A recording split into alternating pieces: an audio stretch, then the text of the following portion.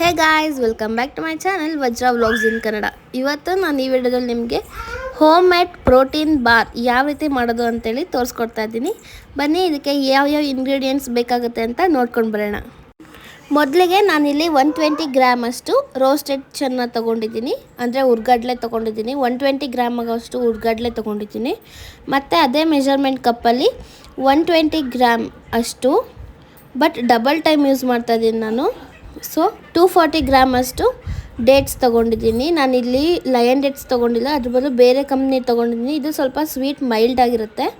ನಂತರ ಇಲ್ಲಿ 1 table spoon ಅಷ್ಟು ಕೋಕೋ ಪೌಡರ್ ಯೂಸ್ ಮಾಡ್ತಾಯಿದ್ದೀನಿ. ನಂತರ ಇದು ನ್ಯಾಚುರಲ್ ಸ್ವೀಟ್ನರ್, ಅದು ನಾನು ಡೇಟ್ಸ್ ತೊಗೊಂಡಿರೋದು ಸ್ವೀಟ್ ಕಡಿಮೆ ಇರುತ್ತಲ್ಲ, ಅದಕ್ಕಾಗಿ ನಾನು ನ್ಯಾಚುರಲ್ ಸ್ವೀಟ್ನರ್ ಆಗಿ ಹನಿ ಯೂಸ್ ಮಾಡ್ತಾಯಿದ್ದೀನಿ. ಹನಿ ಕೂಡ ಅಷ್ಟೇ 1 to 2 ಟೇಬಲ್ ಸ್ಪೂನ್ ಅಷ್ಟೇ ಯೂಸ್ ಮಾಡ್ಬೋದು.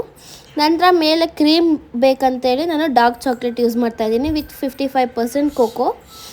ಈಗ ನಾನು ಎಲ್ಲ ಒಂದು ಮಿಕ್ಸಿಗೆ ಹಾಕೋತಾ ಇದ್ದೀನಿ. ಫಸ್ಟ್ 120 ಗ್ರಾಮ್ ಅಷ್ಟು ರೋಸ್ಟೆಡ್ ಚೆನ್ನ ಮತ್ತು 240 ಗ್ರಾಮ್ ಅಷ್ಟು ಡೇಟ್ಸ್ನ ಹಾಕ್ಕೊಂಡಿದ್ದೀನಿ. ಇಲ್ಲಿ ಇನ್ನೊಂದು ಕ್ಲಿಪ್ಪಿಂಗ್ ಮಿಸ್ ಆಗಿದೆ. ನಂತರ ಇಲ್ಲಿ 1 ಟೇಬಲ್ ಸ್ಪೂನಷ್ಟು ಕೋಕೋ ಪೌಡರ್, ನಂತರ 2 ಟೇಬಲ್ ಸ್ಪೂನಷ್ಟು ಲಯನ್ ಡೇಟ್ಸ್ ಸಿರಪ್ನ ಆ್ಯಡ್ ಮಾಡ್ಕೊಂಡಿದ್ದೀನಿ.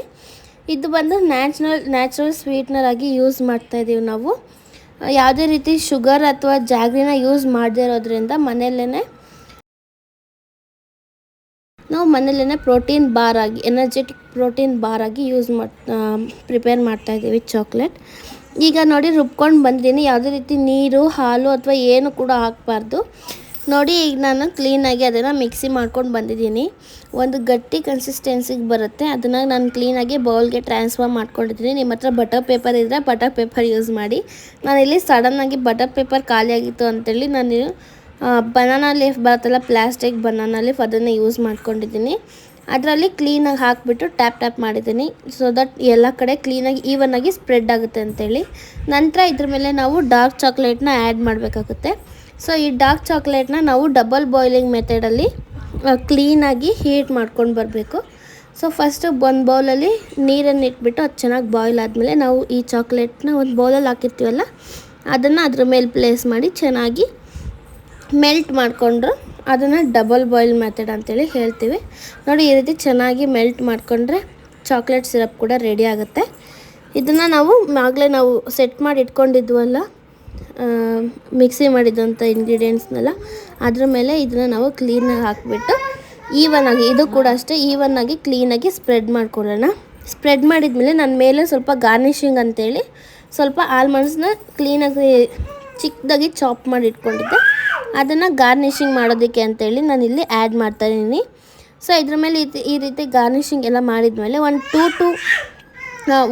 to 2 hours ಫ್ರೀಝರಲ್ಲಿಟ್ಟು ಚೆನ್ನಾಗಿ ಸೆಟ್ ಆಗೋಕ್ಕೆ ಬಿಡಬೇಕಾಗುತ್ತೆ. ಈಗ ನೋಡಿ ನಾನು 1-2 hours ಆದಮೇಲೆ ಫ್ರೀಝರಿಂದ ತೆಗ್ದಿದ್ದೀನಿ.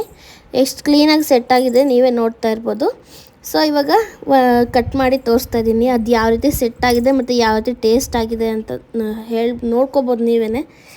ಇವಾಗ ನೋಡಿ, ಅದು ಕಟ್ ಮಾಡಬೇಕಾದ್ರೆ ತುಂಬ ಗಟ್ಟಿ ಇರುತ್ತೆ, ನೋಡ್ಕೊಂಡು ಕ್ಲೀನಾಗಿ ಕಟ್ ಮಾಡ್ಕೊಳ್ಳಿ. ನೋಡಿ ಕೆಳಗಡೆ ಇಂಗ್ರೀಡಿಯೆಂಟ್ ಹಾಕಿ ಮಿಕ್ಸಿ ಮಾಡಿದ್ವಲ್ಲ, ಅದೆಷ್ಟು ಕ್ಲೀನಾಗಿ ಸೆಟ್ ಆಗಿದೆ. ಮತ್ತು ಮೇಲ್ಗಡೆ ಡಾರ್ಕ್ ಚಾಕ್ಲೇಟ್ ಸಿರಪ್ ಕೂಡ ಎಷ್ಟು ಕ್ಲೀನಾಗಿ ಕೂತಿದೆ. ಮತ್ತು ಆಲ್ಮಂಡ್ಸ್ ಕೂಡ ನೋಡಿ ಈ ರೀತಿ ಬ್ರೇಕ್ ಮಾಡಿದ್ರೆ ಸೇಮ್ 5 ಸ್ಟಾರ್ ಚಾಕ್ಲೇಟ್ ಥರನೇ ಅನಿಸುತ್ತೆ. ಬಟ್ ಇದು protein bar, home made protein bar, easy to make and healthy to eat. So ಇದನ್ನು ನೀವು ಕೂಡ ಮನೇಲಿ ಒಂದ್ಸಲ ಟ್ರೈ ಮಾಡಿ ಯಾವ ರೀತಿ ಬಂದಿತ್ತು ಅಂತೇಳಿ ಕಮೆಂಟ್ ಬಾಕ್ಸಲ್ಲಿ ತಿಳಿಸಿ. ಸೊ ಈ ವಿಡಿಯೋ ನೋಡಿದ್ಮೇಲೆ ನಿಮ್ಗೆ ಇಷ್ಟ ಆದರೆ ಸಬ್ಸ್ಕ್ರೈಬ್ ಮಾಡ್ಕೊಂಡು ಶೇರ್ ಮಾಡಿ.